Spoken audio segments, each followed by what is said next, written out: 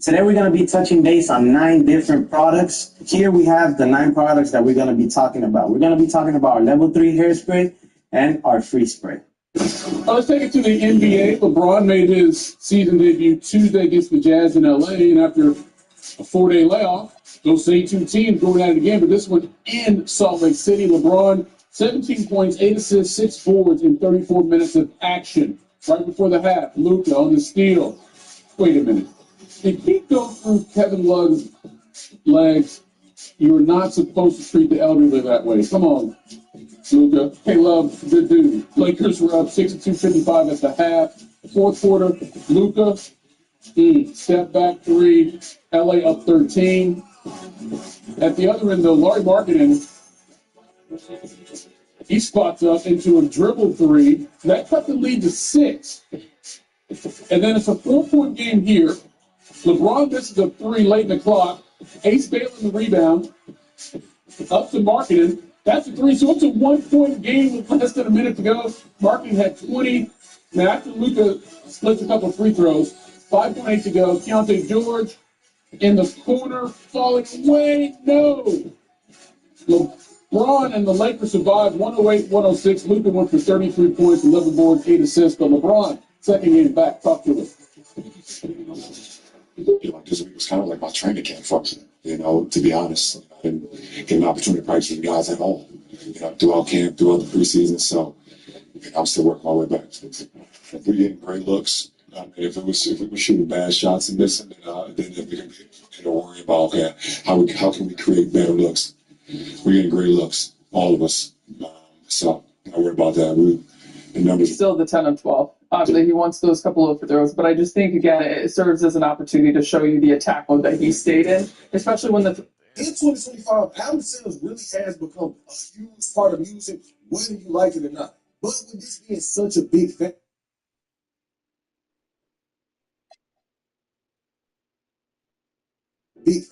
means anytime someone underperforms, it's a big deal. Most recent example of this, Offset with his Halloween mixtape. This song was so little, it didn't even pick up on the Billboard charts. Now, that don't mean the project was bad, but this ain't the first time recently we've seen huge artists do horrible numbers. And the thing is, there's so many different directions to point and put a blame behind.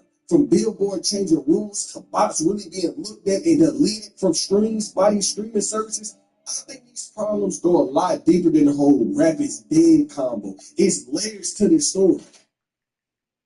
When streaming became this huge thing, it basically changed how album sales worked overnight. Back before the streaming era, the one we in now, everybody had to go buy CDs. If a rapper had an album sale, it was because somebody got up, went out their way, and bought this album. They had it in their hands. So when the artist came out and dropped the album, it was really an album. It wasn't just a playlist of songs put together.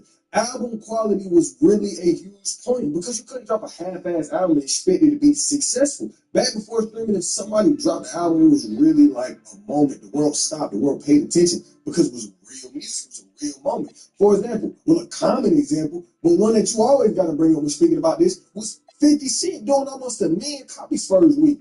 Meaning 1 million people stepped out of their house, went to the store, bought this album. So people were really buying this album to own. And at this time, when people had to go and buy these $20 albums or however much it was, these artists would actually make money off of it. When everything became digital, most of these physical sales and CDs completely went out the window because why are you going to go buy a physical CD? Same thing with games. GTA 6 come out, are you really going to buy it on CD? Or you just go sit in your room, go on your PlayStation, and buy the game? That's my point. It's the same thing with music. Why would you get up and buy a damn CD? Well, you can go on your phone and just press play. And this one thing changed how music was consumed, not just in hip-hop, but in every single aspect of music. But back to my point, today an artist will drop a bad album, you'll be disappointed, but then you won't care about it 5 minutes later. You're like, hey, at least I didn't buy the record. And that specific change is kind of what did it cause so many projects to become forgettable, this fast food era of music. But this also changed how artists made money because it's a subscription now. You paying these companies. You're not paying for this album that goes to the artist, to their label. You paying for the subscription, Apple Music, Spotify. So these people not buying full projects. But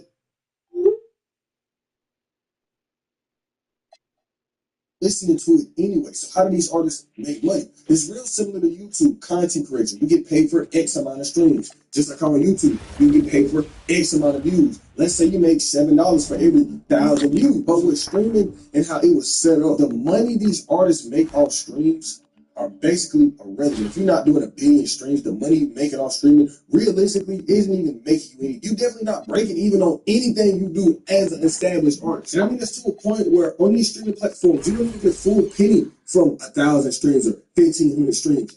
Spotify pays what?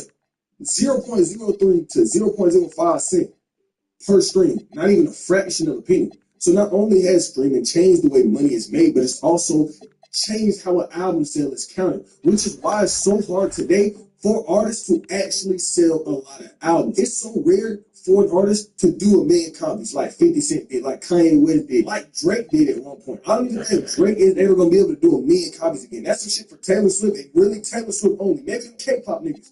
But for the most part, as a rapper, it's going to be near impossible for you to do 500K, even 1 million, because of how these album sales are counted now. See, before, a person would buy an album, boom, that's a sale. It will count as an album sale for this artist. But nowadays, for an album sale to count, you need 1,500 streams. So an album has to be played 1,500 times to get an album sale. So you yourself can listen to a 12-song album 100 times, and it still wouldn't even be counted as an official album sale, which has a big part with it being so difficult to actually sell albums, which is why we see so many big artists come out and drop albums with horrible sales. Listen to Matt wrote this on the topic. Every Acorns customer has potential. Some write us letters. This is one of them. Dear Acorns, I used to have this cloud hanging over my head about not investing. Did I wait too long? Do I even have enough money? And why does every app look like it's made for gambling? But you guys gave me an easy way in. Now that I'm actually investing, I think about it way less. My name is Marissa LeBaron, and this is my Acorns Potential. This is the first week ever that Abbey Road has created a musical instrument you can physically pick up and play. All guitarists go through this moment where you're always trying to fight your space in the mix. We basically completely changed the electronics. We built something that wasn't already available in the progression lineup. It's about how can we evolve it so that it's designed specifically for what we do here, which is to be able to build a guitar which had that in mind would allow the musician to craft the sound that they want, which then helps the sound engineer. Hi everyone, and thanks for joining us tonight. We've got some exciting basketball ahead. I'm Kevin Arnold along with Stan Van Gundy and Greg Anthony. Who's the right?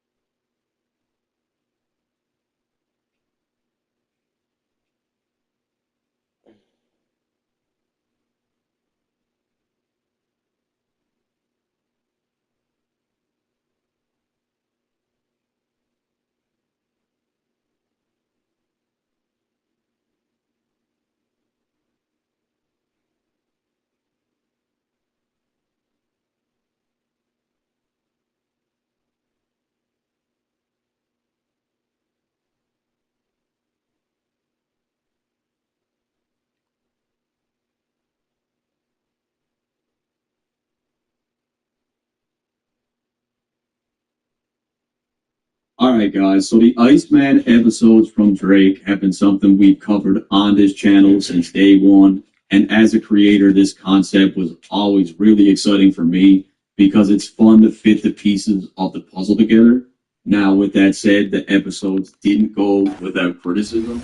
As the series evolved, the episodes became more complex, and by episode 3 there were a lot of complaints about how the viewing experience was boring. And I can see why some people felt that way for sure. With that said, there's not another artist on this planet across all genres of music who gets as much unreasonable criticism as Drake.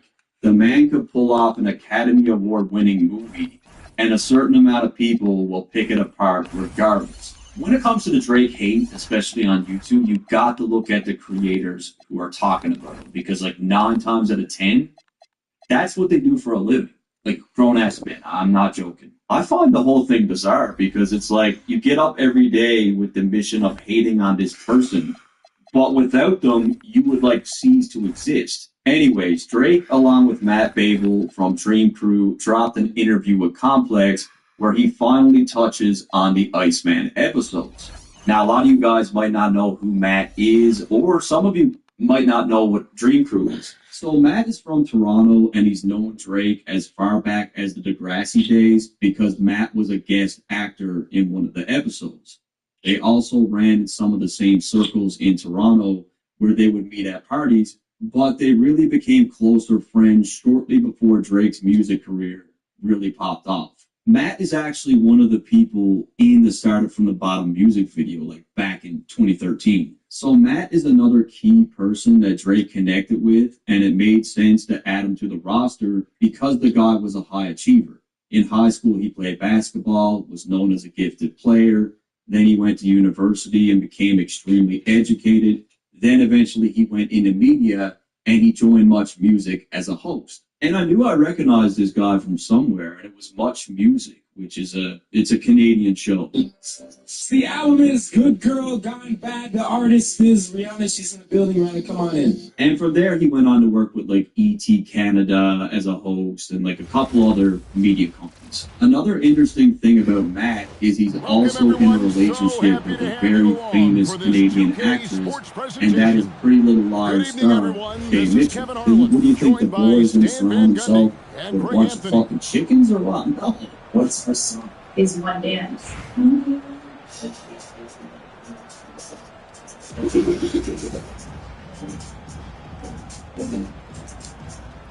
we go.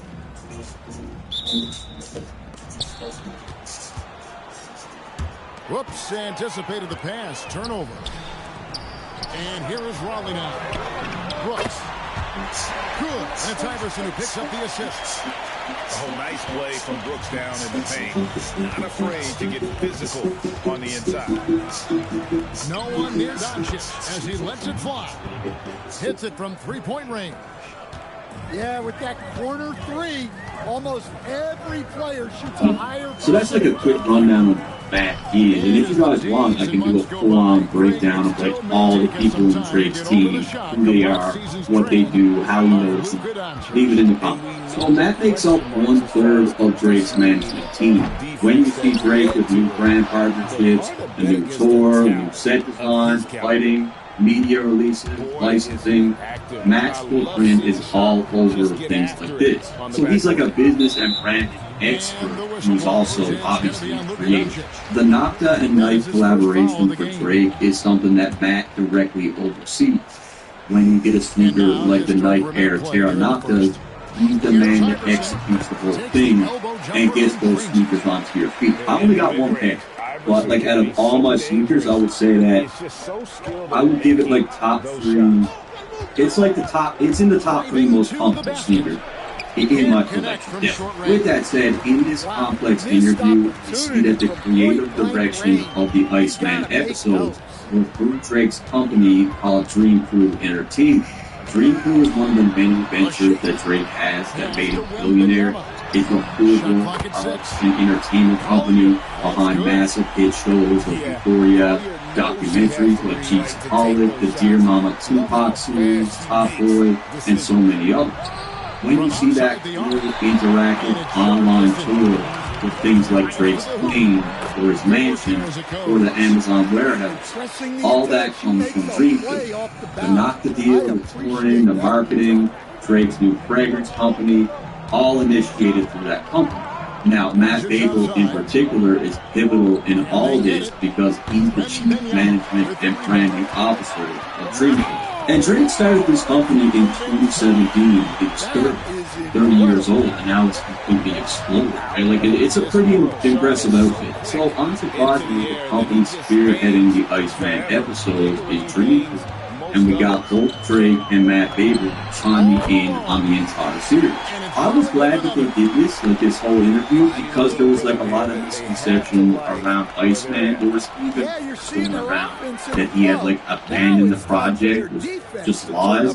But I'm glad that he did this. Drake starts off the interview talking about how he's sick of the cookie cutter album rollouts, saying that it's a standard formula that has been ingrained into our brains from the early label days.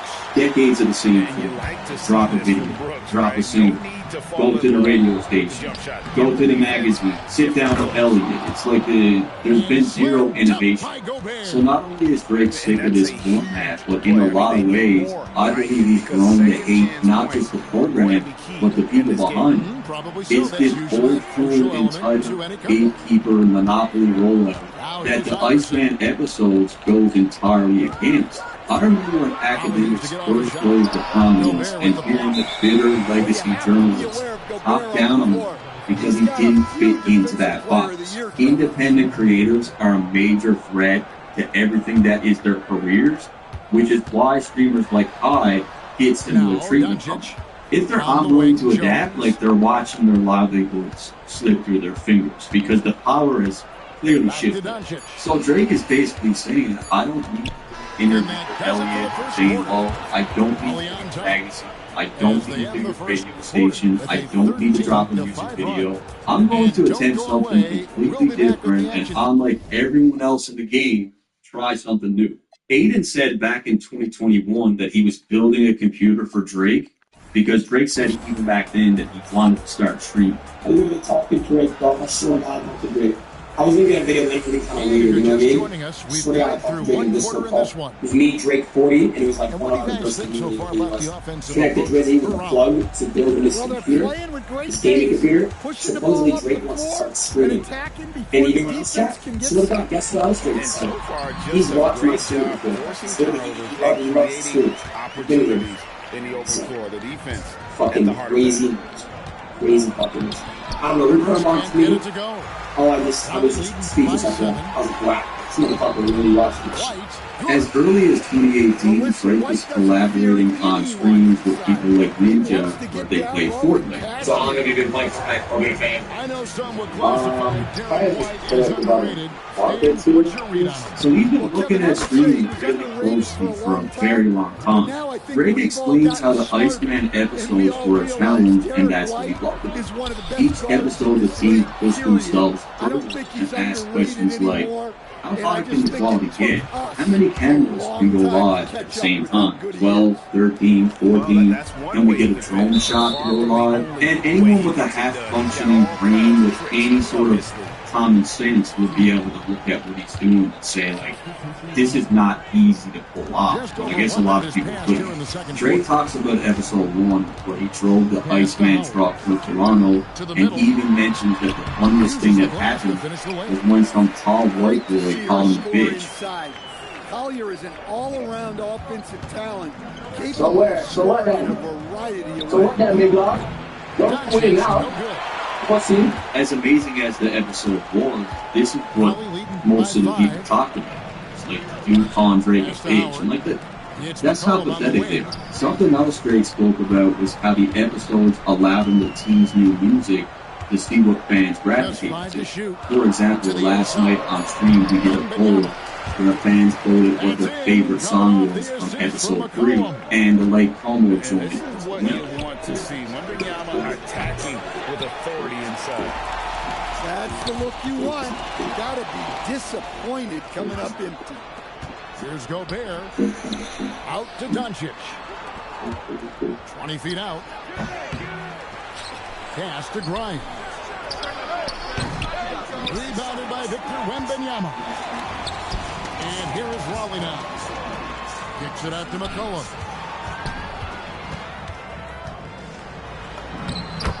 1:22 left here in the second. The shot goes in. First shot, first basket. I think it's cool being able to do polls and see you guys like. So it looks like Lake Como did win. We also did a poll for episode 1. People said that they liked Supermax Needles.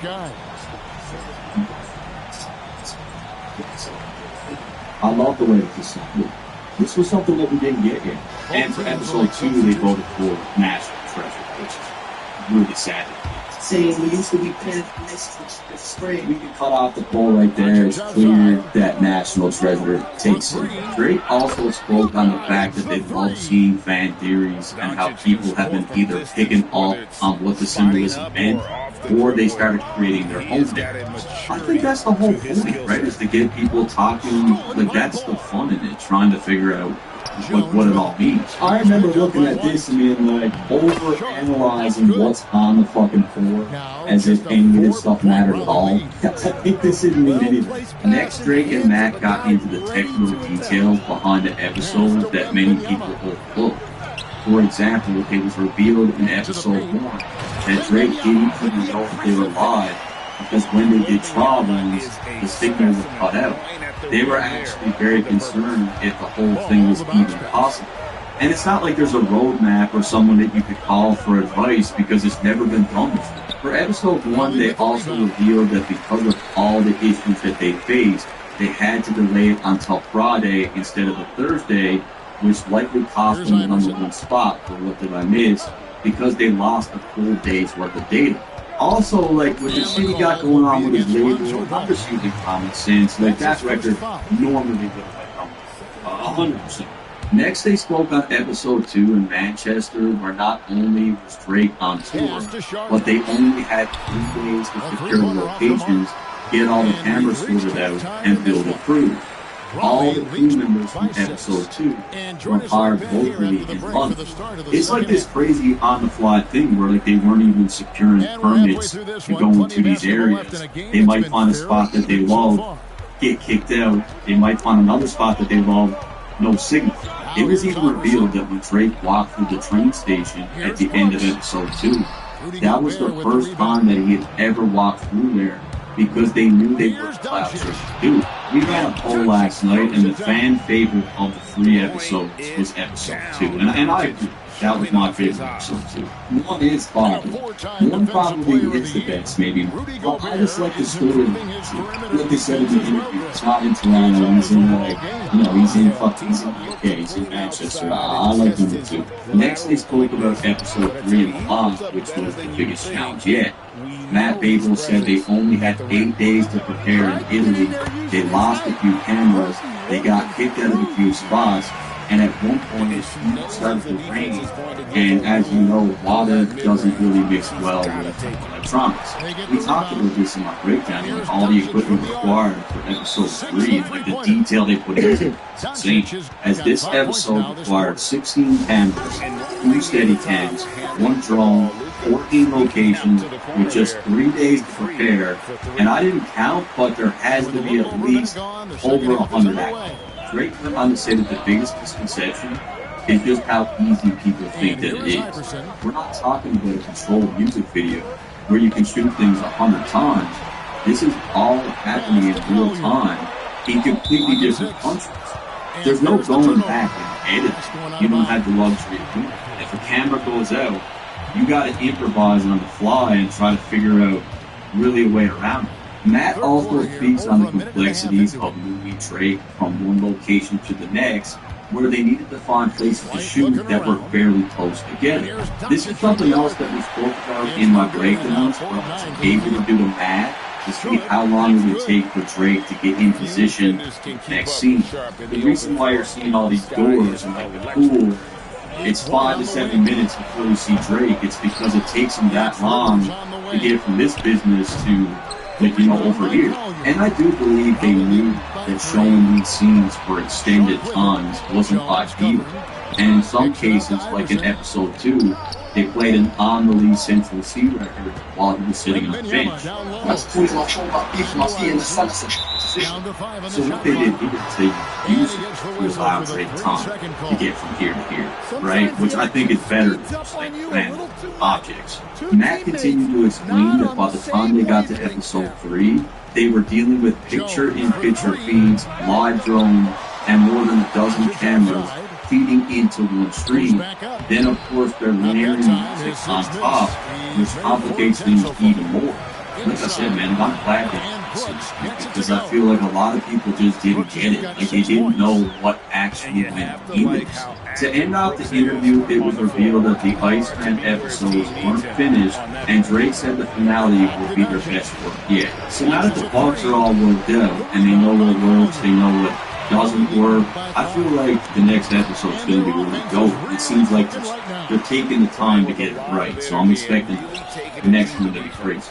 By the way, watch this video right here. It's really dope. It's about all the times that Eminem's lyrics brought up in like actual murder piece. Using his size and reach very effectively. Doncic outside.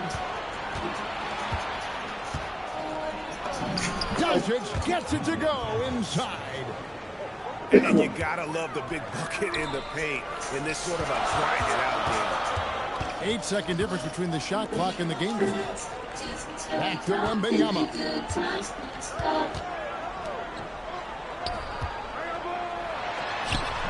It's rebounded by Doncic. Here's Plum. Pass to Doncic. And we just finished the third quarter, and we got a tight ball game here.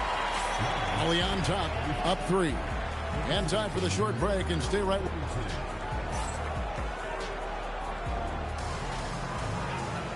Well, this has been a great contest so far, and I imagine the fourth quarter could have even more action in store for us. Seth, On the wing, Jones. let's go right to your hometown and the team that you cover and follow the closest. I want to start with, are you in hot water? I mean, because some of what you reported earlier this week has driven a lot of the conversation about Jalen Hurts. Are people upset with you? And Grimes has it in the corner. You know, listen, I'm like you, man. The reason why and here's Rivers. Still on national TV is because of how we push this thing. You know, Ramona taught me that, you know, the truth is like a line. You don't need to defend it, you just set it free to defend itself. Okay? So, I don't work for Jeffrey Lurie and for other people. I don't work for anybody for myself. So I have free speech to be able to, you know, put what I want forth and say it the way that I said without there being any repercussion, you know, other than sponsors that I have that support. And you know, if they sponsor, then everybody free to, you know, to shoot like you know, then I go and I find sponsors then do. Because that's all I can do. If I can't speak the truth, then I can't do this. You know what I'm saying? So I'm in some hot water in the sense that, you know, you got, you know, people on the internet that's upset and mad. It's like, oh, you know, it's cool. You tearing down the team. I'm like, wait. The guy that I work with has been in this industry, in the Philadelphia area for over 30 years. Trust me. He is the that brought this to life. And when people don't realize that, tell them, in order for people really get to deal with. I said there's a difference between content and content. And anybody who knows me, they know that I am not someone, you know, who's here for free. Okay? If you want the full context, go and watch the whole conversation, which means you have to go and watch our first game show and get it. He brought it, he said it very good. And what I did was, I said, Derek, no. I'm like, not James Hurts. I'm like, because if you look at him, he looks like the perfect quarterback. You know, he says all the right things, he does all the right things, and, you know, he takes accountability. And I said, I'm not believing that he's at me. Look at everyone that was watching our show and said, trust me. Okay? And I know he got connected into that building. Okay? And when he told me, when he said that, I said, okay, this is we got to talk about it. The next night I go on WIP and the question is asked and I answer the question and then people start to lose their money. So if you're upset, You know, you can't get mad at me because the story got out. It's not my job to set up. It's newsworthy, so it's worth having a conversation. Somebody in the Eagles organization brought this out, and they made sure that it got out. It had nothing to do with players. It had nothing to do with Jalen. You know, I love the guy. I think he's a phenomenal athlete. But he's not simply not playing his best quality against Jason. You know, and I'm not supposed to, you know, because I used to play for the team, and I want the team to be successful. Same way you want your kids to be successful. I'm not supposed to, like, put pom-poms on and shake them just because I was going on and playing for them. You know, what happened to the truth about what I'm seeing? So, at the end of the day, you know, people could be mad, it could be upset. It is what it is. If the Eagles didn't want this out, it would not be. Go ahead and put, for my audience, reset what is out. What's going on with Jalen Hurts within that building? We talked about not only the offense, we talked about how Jalen is playing. And obviously, you know, the rip with him and AJ, because AJ and okay? So Derek said there are some players in the locker room, as well as the people in the Eagles organization, that are not pleased with Jalen Hurts. Now, and this is where I push back. I'm like, you're insane. The dude is the reigning Super Bowl MVP. And he just went to 2 Super Bowls in the last 3 years. Awesome. Okay? You mean to tell me the organization is upset with him? Why? Because he's not doing things the way that they want him to do it. He's kind of doing things the way he wants to do it. And that's when I began to question. I said, I'm just I said, because at the end of the day, this is a coaching stuff. He was raised in the game. He played for Nick Saban. He played for Lincoln. Are you kidding me? You telling me that this kid, he's coming to this building, and because now he got the money, he got the franchise tag, and he's got all the notoriety, you know, that any quarterback would want. And all of a sudden you're going to tell me that he flipped the script? And Derek looked at me and shook his head and said, yeah. And I was like, I gotta take him at his word because I trust him. From that they faced some challenges, but really held firm when they needed to. On both ends, just affect.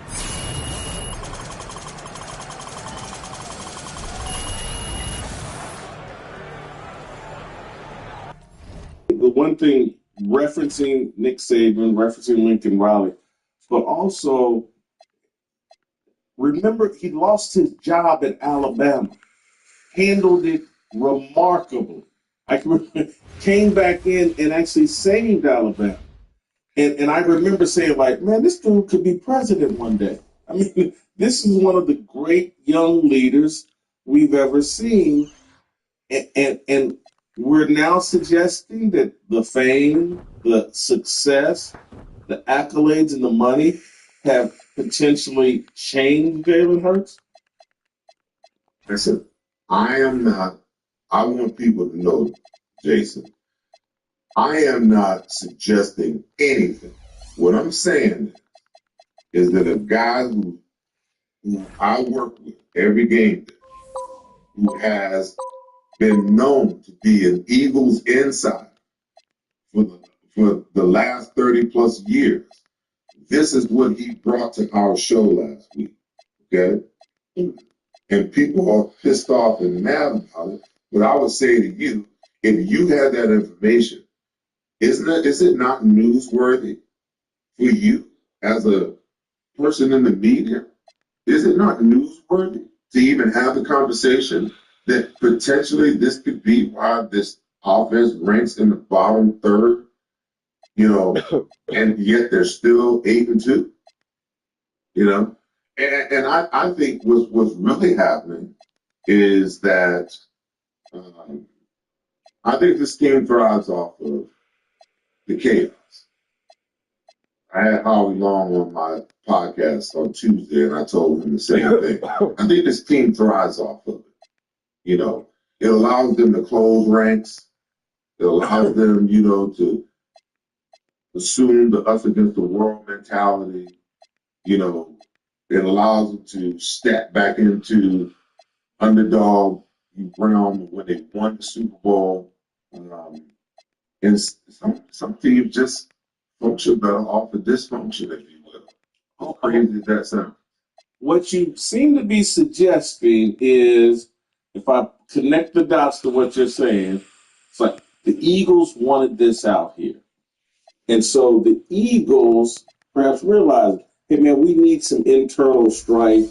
We need something that perhaps causes Jalen and A.J. Brown to like, hey, man, we got to get in the room and figure this out. And what you're suggesting is like, it's a promotion of we all we got, we all we need.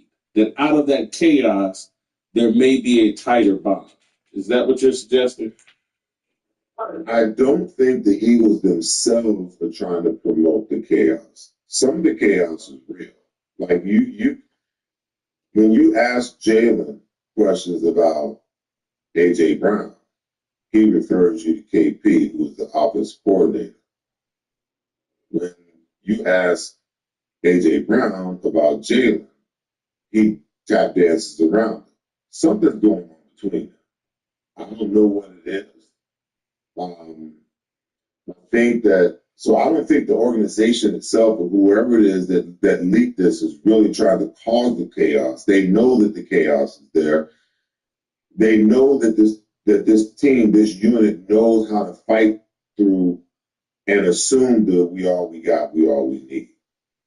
I just believe that, you know, I think that they feel like the best way to resolve it, like go back to last year. You remember when this thing with AJ and Jalen was going on, and Brandon Graham came out, did it, you know, he was doing a radio show on a Monday or Tuesday night, and he said, you know, it's obvious that, you know, their friendship ain't as tight as it used to be. It's obvious that something's going on. And he got crushed here in Philadelphia. Like, he came out 2 days later and apologized, and, you know, so what people don't do is people don't look at and remember the little small details, the little breadcrumbs that always lead you back to, you know, to the whole scenario.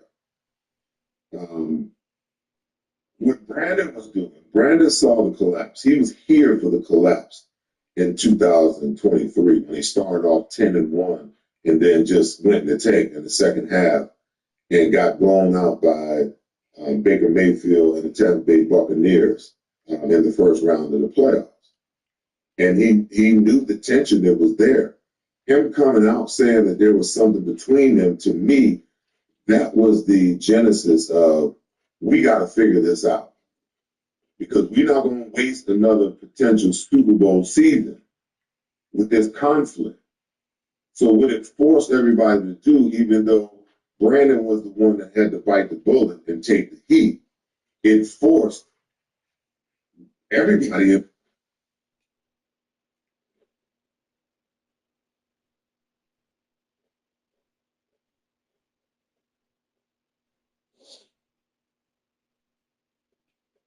As a leader in the industry, people rely on our site for detailed knowledge on products and specifications.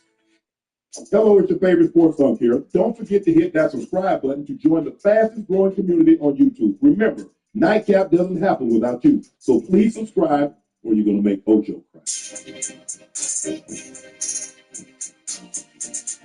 The Browns beat the Las Vegas Raiders by the score of 24-10. Shedeur Sanders became the 42nd quarterback to start a game for the Browns since they came back into the league in 1999. He also became the first Browns quarterback to win his first career start in the NFL since Eric Zier did it back in 1995. The victory ended a 17-game losing streak for Browns in games in which the quarterback was making their first career start. That was the longest streak by any franchise since 1950, when quarterback starts were first recorded. The win snapped a 13-game road losing streak for the Browns. which was also the longest active streak in the NFL and their second longest in franchise history. Shedeur was 11 of 20, 209 yards with 1 touchdown and an interception. He was, look, they didn't run the football worth nothing. 27 rushes, 67 yards. Yeah. But Ocho, his ability, and he's looking, the thing that you have to like about him, he's looking to push the ball down the field. Absolutely. He realized I don't catch big fish around the shore. Right. I need to cast way out there. Mm-hmm. You see, he rolls out of the pocket, throws it over the top. Yeah. He's going to give those guys an opportunity to make plays. I was very impressed with him, and I know what everybody said. It wasn't nobody but the Raiders. But had they lost, he was going to say, well, he can't beat the Raiders. How is he going to beat this team, that team? Yeah. Well, we won't know how he'll do against this team or that team because we know the team that he played today, he put puts in them. Go ahead, Ojo.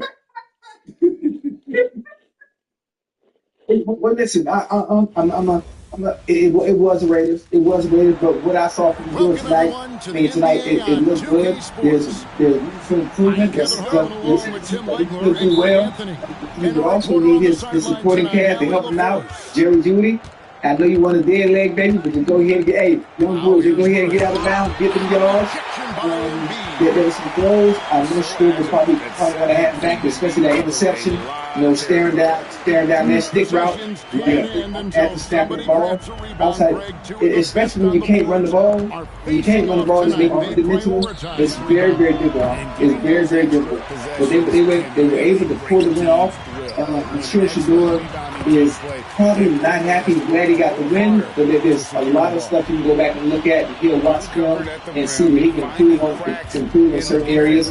And I like the fact that he not only got a start, he made history today. And he gets to build on that going into next week. I'm not sure what's going to happen with Stefanski and Dylan Gabriel is healthy, if he's going to be the starter or not. You know how stuff like that is up in the air. So I like the way he looked today. And I'm excited for him. Because the offense looked different. It just looked different. So they had a bounce about it. If you think about it, they got and the defense did their part. They sacked Geno Smith 10 times, Ojo. 10. It was 10? 10. Myles Garrett had 3. Myles Garrett has 18 sacks with 6 games to play. He need 5 more, right? 5 more to break the record. If you keep singing with him, he's going to get 30. He got 13 sacks in his last 4 games. Oh, that's crazy. Yeah. He gets in that sprinter stance. He get out like a track and get down on all 4. Yeah. He's coming to the quarterback. But I like the fact that Shedeur is looking to push the ball down the field. Yeah, and I think that's what they needed. Guys, having been a receiver, I want to get down the field. Yeah. I want to, throw the ball. I want to catch the ball. But all this shallow cross and all these bubble screens and all that, come on, man. Yeah. It's wrong to methodically go down the field over there. We were talking about this with Chiefs. Going down the field, they had 13, 17, 12, and they kick a field goal. But it's hard, especially when you got a young quarterback. Yeah. And to ask him to be perfect. Tom Brady could play like that. That's Tom Brady. Yeah. He's not going to make those mistakes. But you're asking a first or second year guy, young quarterback, to like, okay, we want you to be basically, we end up being somewhere 25 or 33 for 275 yards, 3 touchdowns. Nah, you're asking him to do too much. Let him take some chances. And I thought Shedeur did a great job of getting outside the pocket. On the one they scored on Ojo, he did a great job. He goes back. He's holding the safety just like this. And then the man turns. And so by the time the guy catches and gets up, he's like, hold on. Come downhill. I ain't going to get there. So let me try to get him at no, I ain't going to be able to get him. Because baby, when he hit that seam, Ojo, it was a good night out of ring. Yeah, it was. But 11 to 20, and he was like, hey, that's 1 week of start. Imagine when I get an off season. Yeah. Imagine when they call plays specifically for me. Yeah. Imagine. Yeah, who's that? John Lennon said, imagine all the people. But I thought he played really well. I thought he was really poised. I thought it was great to see his dad was in attendance. In times like, well, I don't know, man, you know good well, time with this and that, but nothing in the world. If Colorado to have a game today, Towns was like, man, you know, hey, I ain't feeling too well. it was snuck out here to Vegas to watch his son, and that was great because you know this is really the first time that his dad's not coaching. His dad's not around. Picking up the phone is one thing, but being able to have a conversation face to face is something entirely different. But I was really pleased with the way he played. I thought he threw the ball really well. Isaiah Bond did a great job. Samson, what he called that, I love that 66 yarder. Like you said, Jared, Judy.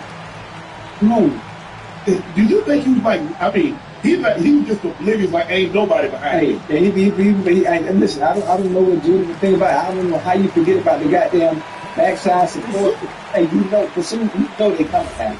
You know they coming. Hey, listen, I'm not sure there were 3 defenders in front of him. Yes, hey, you would get ready to dead leg somebody. I know the setup, but you gotta understand, you gotta have self-awareness, understand your surroundings, man. Get that thing, get out, make a good decision, or take your ass out of bounds. One or the other. You get out of bounds. But look, I know the receivers are happy. Oh yeah, he's giving them opportunity to make plays over the top. All that shallow cross and bubble screen and all that we've been talking about earlier, Ocho. This gives them an opportunity to push the ball down the field and give them an opportunity to make some big plays. After the game, Kevin Stefanski was non-committal on the starting quarterback for next Sunday's home game against the 49ers. Ojo, the video is going viral online. Here's Stefanski handing out game balls in the locker room after the game. Stay resilient together. I told you we needed to, right? Stay resilient together, and we fought together. How about Gage's big punt return on special teams? Yeah, good job to take it right at him. Every single time they're killing those guys doing your job. And we saw last season It's a hard one. in the final week of the regular How about that season, big play by second coaching change and a shift in their front office. Huge play, huge play. Hale making a big play. Choosing sides, the decision was to just make a fresh start. What you making a trash, nigga? McCain with the ball. No scoring in this one. Pass to Grimes. And there's the 3-second call, this one on the defense. The 76ers have made 2 of the previous 3 in today's game. And the technical free throw is good. Save the best for last. How about that defense? Just 4 seconds left in the first quarter. Here's McCain. Is what I'd say about that. And so lots of scoring in the first quarter. 76ers lead. I got one thing, man. Okay, I got a guy. He's got to get a cold everywhere. Okay, get a cold this week. Wasn't for himself. 3 sacks, which gives him 18 on the season for 11 games. Which breaks his own rounds record. Miles Garrett. Good when everyone's in sync. Terrific first quarter. Yeah, the energy was so there. I'll see you guys in 2. I think they can build on this going forward.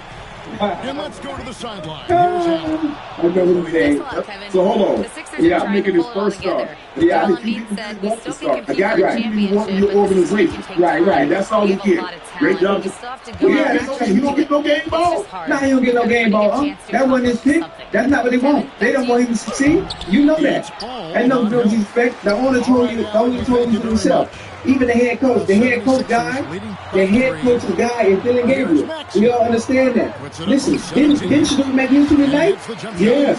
First Browns quarterback asked me to start and win after what? Since what? 17. I mean, you got to think about Ocho. They've had 42 starting quarterbacks since 1999. Right. No quarterback making his first start. Yeah. Last 17 that said, we didn't get it. They didn't get it done. Listen. It's game ball, Ocho. It's clear as day, man. It's clear as day. Like, I mean, we've been going back and forth about this over and over. Nitpicking here and there. And people say, oh, they hate, they're not hating. Oh, Dylan Gabriel. Listen, all that, we know what the play is. The writing is on the wall. It's always been on the wall. When the owner came out and said what he said about this not being my pick, this is brother Drew Berry, right? Is that how you said it? Andrew Berry, excuse me. Andrew Berry, it was his pick. It was his idea. I mean, we know what it is. You know, the odds are stacked against you. When the opportunity presents itself, he has to go out there and do what he did. The odds were stacked against him. He went out there, had a good game today.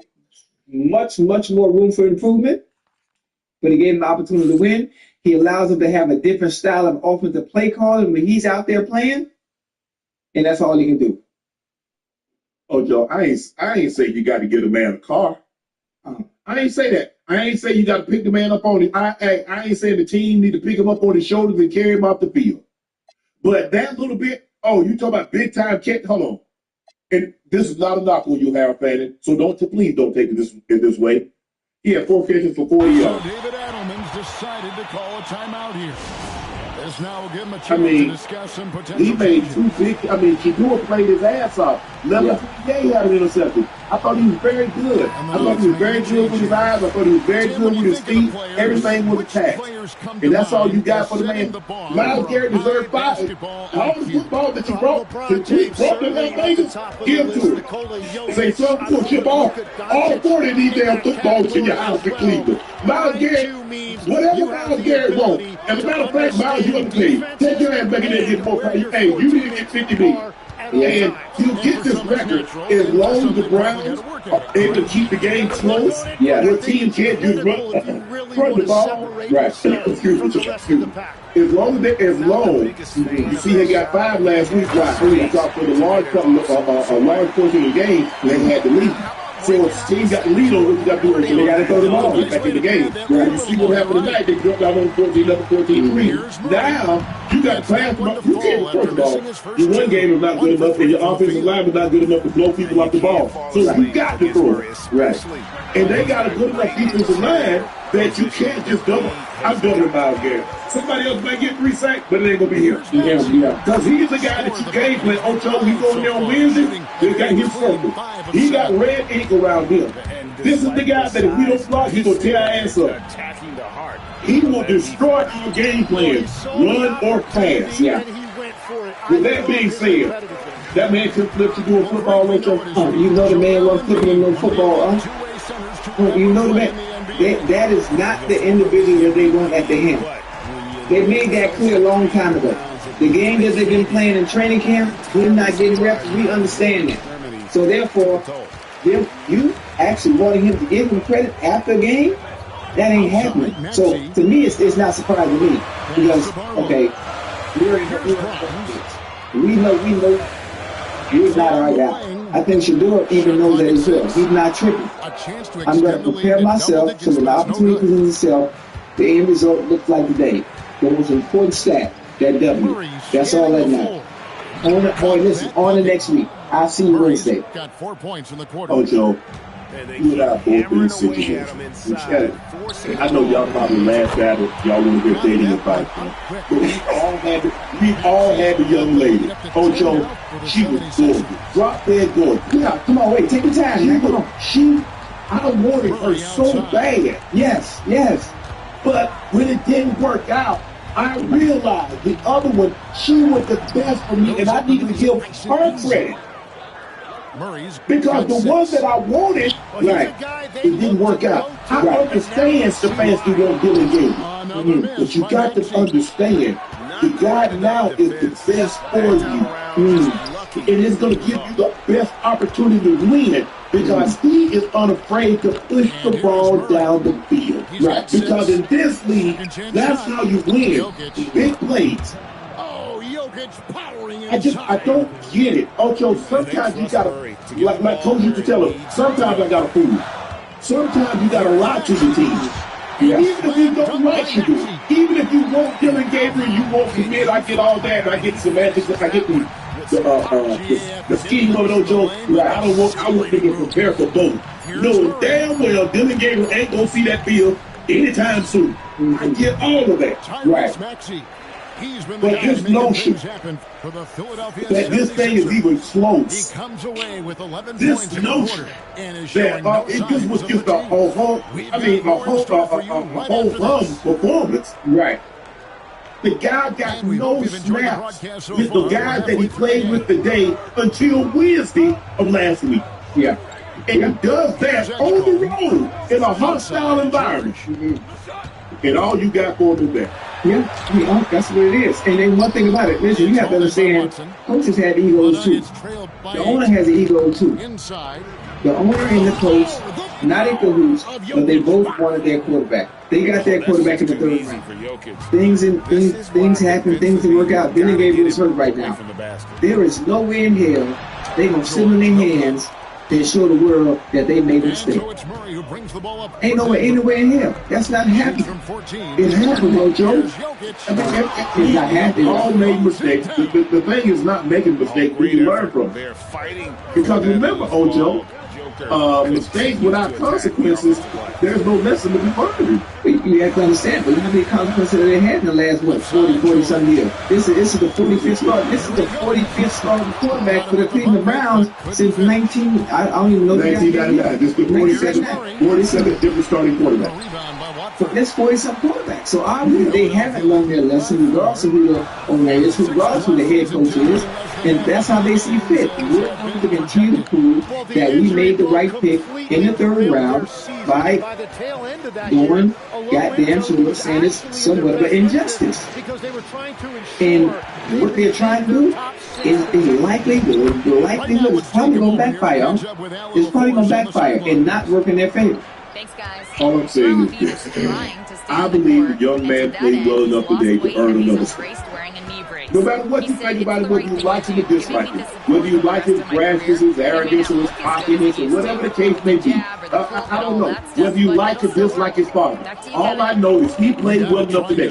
And Chat, Cleveland Browns fan, at any point in time, the Dylan Gabriel play in his start is well as Shedeur played today. That's all I'm asking. That's what you have to look at. And if you judge the starter, I'm not saying a starter can lose. They say a starter can't lose his job due to injury. Mike Shanahan said a starter can lose his job because if the guy comes in and he plays better than you at the time you got injured, that is our new starter. Yeah, I have a question. Yes. I have a question. Before Dylan Gabriel had that concussion, he played 6 games, right? He played 6 games? Yes, to the best of my knowledge, yes. Okay, 6 games. So, I mean, it would be hard to compare the two based on real time, real NFL games until we have Shedeur play 6 games as well.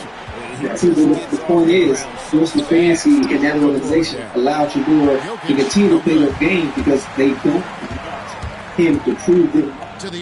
That's what they don't want. That's why I think the game that Stefanski going to play is going to find out if Dylan Gabriel will really be able to go this week, so we're not on the wrong side of being right. Well, how about this, Ojo? Instead of him, let him play. Because maybe he proves you right. Maybe all of a sudden he falls. I don't believe he will. I believe the kid had too much moxie. I believe that he believed. And the way he was brought up and what his dad has instilled in him, and he wants to be great, not because of his father. He's like, my father did what he did. Yeah. But he can't throw no passes for me. No. He can't slide the line. He can't read anything for me. Everything that I'm getting now is my own. I'm doing this. Shedeur Sanders. And I love my father. I love the last name that he bestowed upon me. At the end of the day, he can't throw no passes. You do realize that owner and that head coach don't want to be made to look like a fool by putting everybody there and having 12 continuously win these games. You do realize that, right? Make me look like a fool to help me get to the playoffs. Make me look like a fool and make me feel consistent winner. Make me look like a damn fool and maybe potentially get me to the... Man, do you know if Shedeur were to get that team into the playoffs, get to the AFC Championship game, I'm not talking about this year. I'm talking about, let's just say the next 5 years. Right. If he were to do that and take that team to a Super Bowl, they'll build a statue. It'll be Jim Brown, Otto Graham, Shedeur Sanders. You do realize the owner will look like a fool. You do realize the fancy will look like a fool.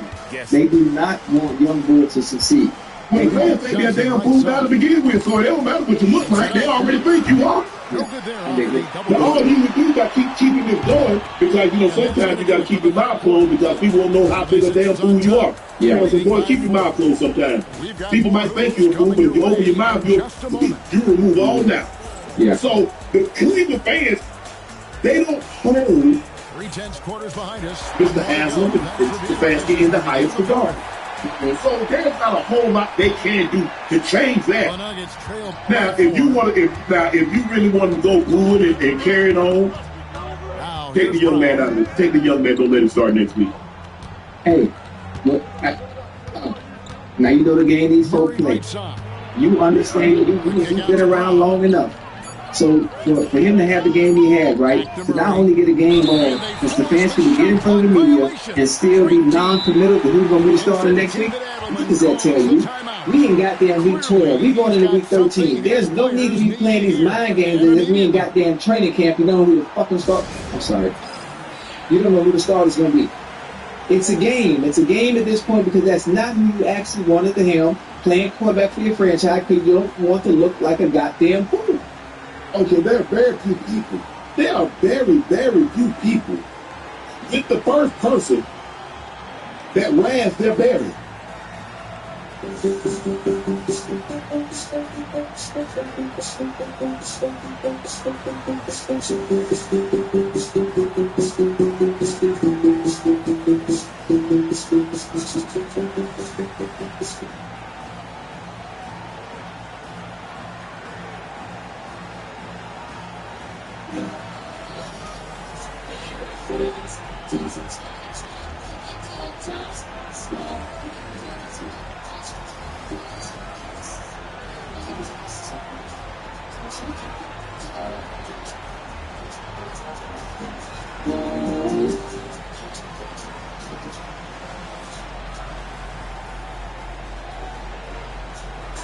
And now, let's send it over to our courtside reporter, Allie LaForce.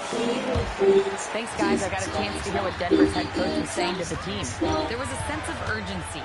Coach said, quote, "We are right there, guys. Just stay together and trust one another. Let's take this one. Guys, let's see how that message resonates with the team." Hey, bring that to me. Say that to me again. There are very few people that are with the person that initially ran their berry. Hey, I ain't never heard that before. You know, don't worry about it. But anyway. Hold on. You skip over me like that. Give it to me in English, man. Coach, a berry. Right, I know the berry is juice. Yeah. From David Adelman. How many people that are married or in a serious relationship, right? That person that they're in that relationship, right? That is the first person that piqued their curiosity. That is the first person that they love. That is the first person that they wanted to be with. Okay, so why you didn't say that? That's what I'm saying. Okay, I get it. Yeah. So in a situation like that, okay, I'm like, but you know what? Just to endure it, to do it, unbelievable job, game all people. Yes. Yeah, you do that, but it's actually the person you actually are. I think that's different. You understand? No, I'm using that analogy wrong too, huh? No, because my grandma used to say, you said berry, it's cherry. No, raspberry. You don't razz my berry, which means you don't excite me. Don't worry about it, you get it. Hey, that must be some downside. I ain't never heard that. Yes, it is. I'm saying down here, it's more like cherry. The first pop my cherry. So you actually the first. Okay. You don't razz my berry. You don't excite me. I like.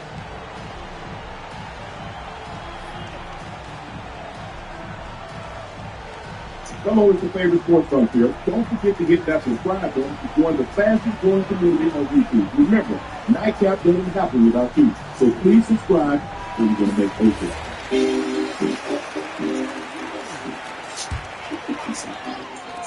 Klay Thompson and John Moran had a heated exchange after tonight's game.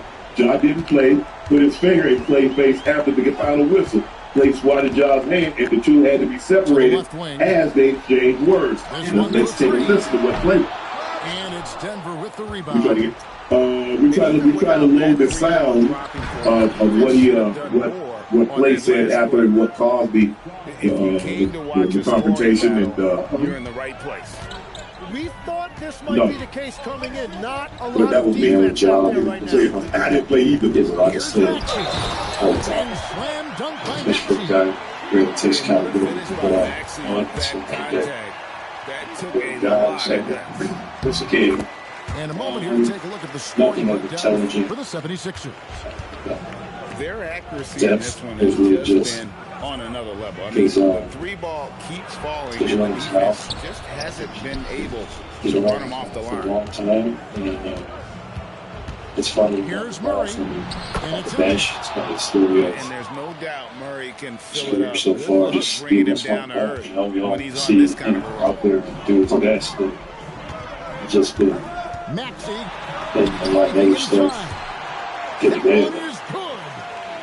When you think about clutch players, Greg, you think score. But is that or can clutch be in any facet of the game? It's in all phases. And you think of guys who always seem to come up with that crucial rebound or that big-time stop. Even the clutch comes down to will as much as skill. Lots of room. Got it to go. Yeah, letting it rip. They're just having fun right now. It's a great game plan, and it's great execution. They've really been in the zone. Hey, that sounds personal, huh? You hear me? Most of the time you have altercation, you know, when cooler heads reveal, when once you get to the locker room, you sweep it under the rug. Like he ain't sweep it under the rug. You know, he took little shots. He took little shots, and then he was sitting on the other side of the spectrum like an ambulance, like a pundit. You know, taking subtle shots based on his character and his actions and some of the things he's done on and off the court. I think it was unnecessary. I mean, that's just me personally, you know. I don't know what was said. I don't know what was made. Job put his finger in the man's face. I mean, I don't know. How do he expect play to react? I mean, anybody put their finger in your face, you gonna slap it out of it. You gonna slap it out? Yeah, that's normal. Just most of the time, you gonna say, just what they gonna say. Most of the time, you think about some of the players. I think everybody knows everybody. Everybody knows each other. There should be no personal getting better. You know, I think there are very few players that really dislike each other in the NBA. I just don't see any type of scenario where Klay Thompson and Ja Morant don't like each other. What would that person be about? It have to be basketball. It's just something off the court that we don't know about. That's it. There's no way just trash talk in the middle of the game got to this point where okay, it does, because we saw what Chase did. We saw what people do. So we see people react just to trash talking. Guys trying to grab your face, man. Guys trying to shove you just because you talking trash. So we see it elevate. We see guys get in the fight just for trash talking. So you know how it is as an athlete. Yeah. He was about as locked in as you can be. You can talk to me any kind of way now. Yeah, this nigga Tyrese. I hate this nigga Tyrese. I cannot stand this nigga. This nigga went from being good to great. Some of the stuff sees ball throughout his career dribble, which had nothing to do with the chance talk on the court. That's what I'm saying. I think he was like, look, he's a superstar, and we need our stars to be on the court playing. I don't think there's anything wrong about that. I mean, he's like, what do you say? Nothing of intelligence. Nothing of selfless. Yeah, so when they don't think he's trying to do it, he can't take a shot. Some good moments throughout this one, but they have the clear advantage down the stretch. They say y'all trying to take advantage of me. Executed on both ends of the floor, completely under control for the and I ain't going the to. game. And whenever there was a guys, you can just have a visit. It's time for our final segment of the evening. It's time for Chew and Aim. And that'll have it, folks. I'm waiting for that football. This nigga cooking.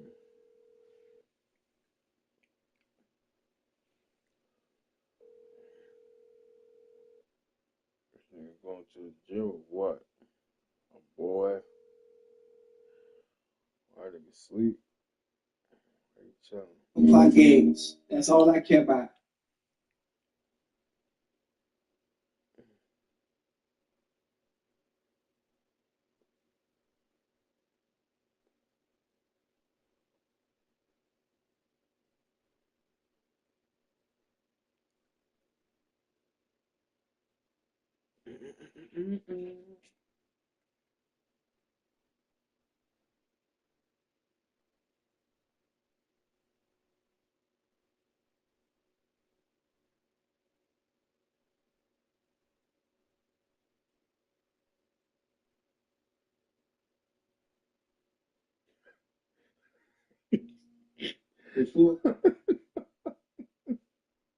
What happened, son? My games.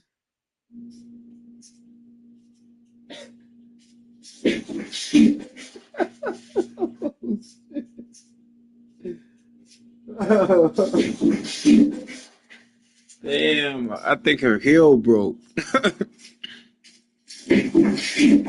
Damn.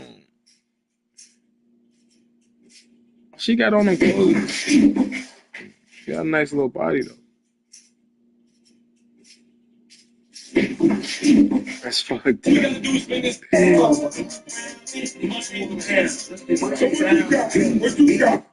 Bro, I mean, that'd be like he just peed on this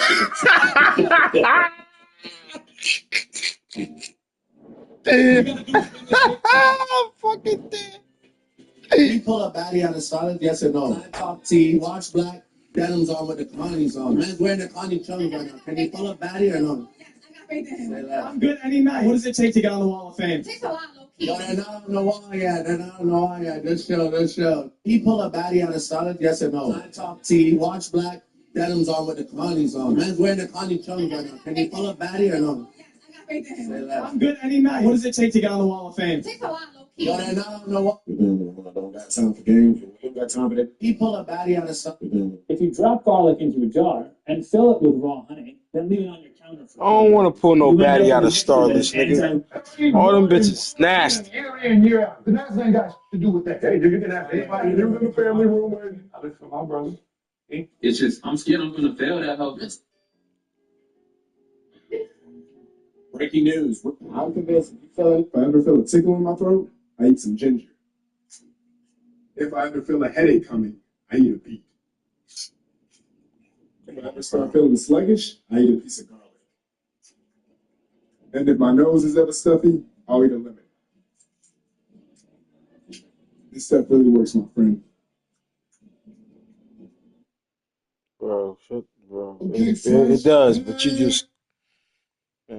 They shot the French Montana, everybody up there in the Bronx. Salute. Let's get into the video, y'all. She wanna ride with stars. Ended up dropping my top. So me she needs space. I guess we both going to Mars, okay? Can I forget the base? I'm taking my mop on my dates, okay? Okay, French. They shot the French Montana, everybody up there in the Bronx. Salute. Let's get into the video, y'all. She wanna ride with stars. Ended up dropping my top. So me she needs space. I guess we both going to Mars, okay? Can I forget the base? I'm taking my mop on my dates, okay? Okay, French. Yeah. They shot the French Montana, everybody up there in the Bronx. Shout out Frenchie. Let's get into the video, y'all. She wanna ride with stars. Ended up dropping my top.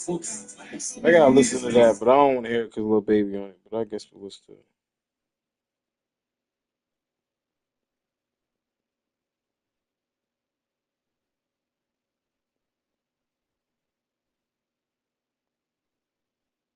Oh, what you doing? Yeah, okay, what that is.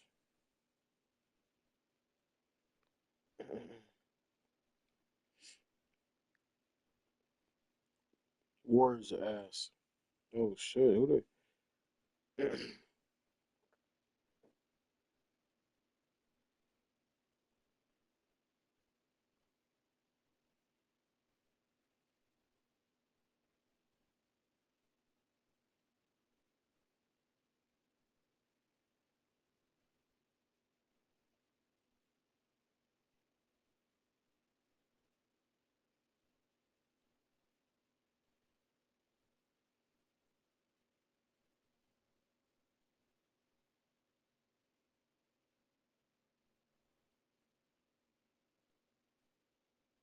What the fuck?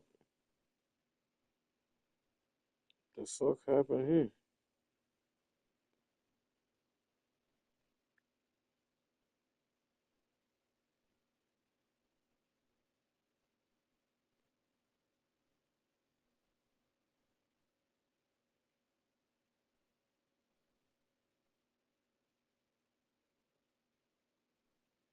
Yeah, something happened to this nigga. I don't know.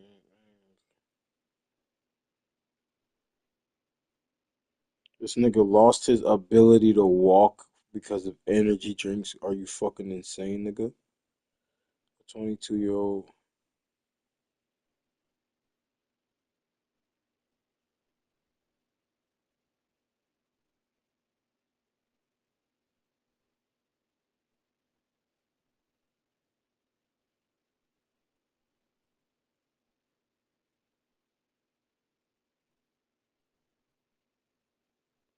Yeah, this nigga's a dumbass.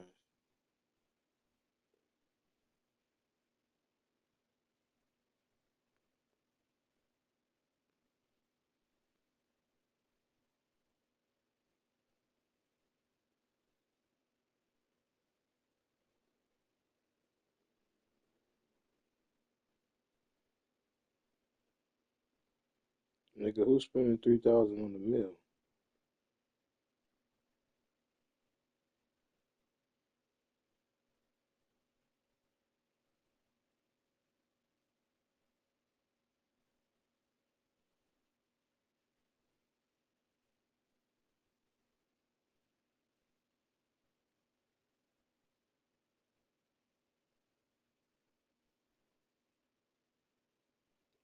Oh shit. So he bent over in the mirror talking about I need you type shit. That's wild work.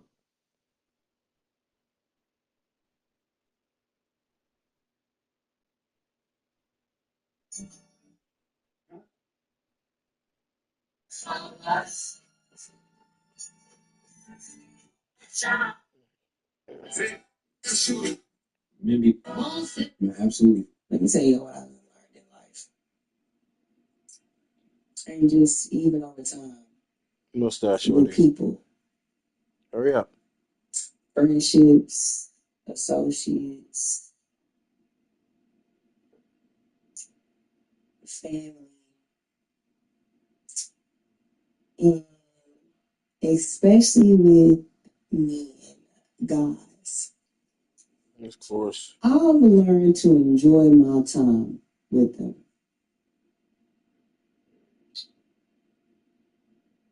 All right, yeah. Enjoy. Yeah. So you shorty. So.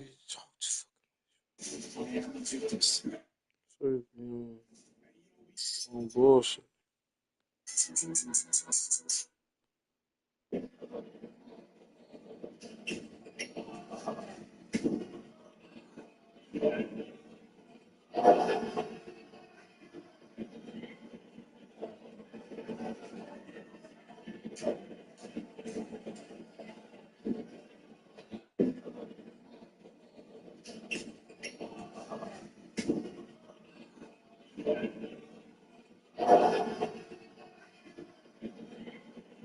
The fuck is this nigga on drugs?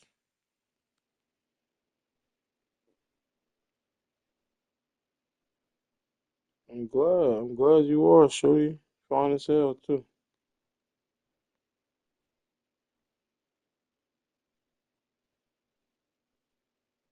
Ew.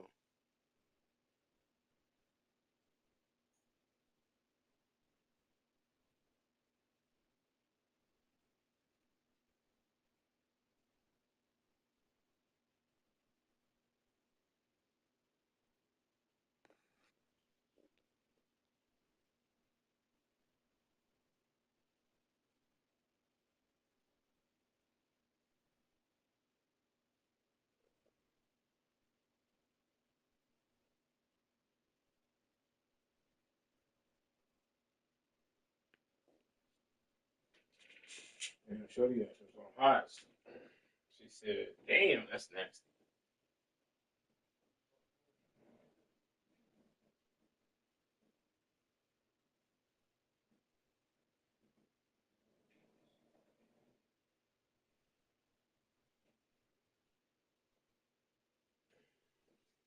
Yeah.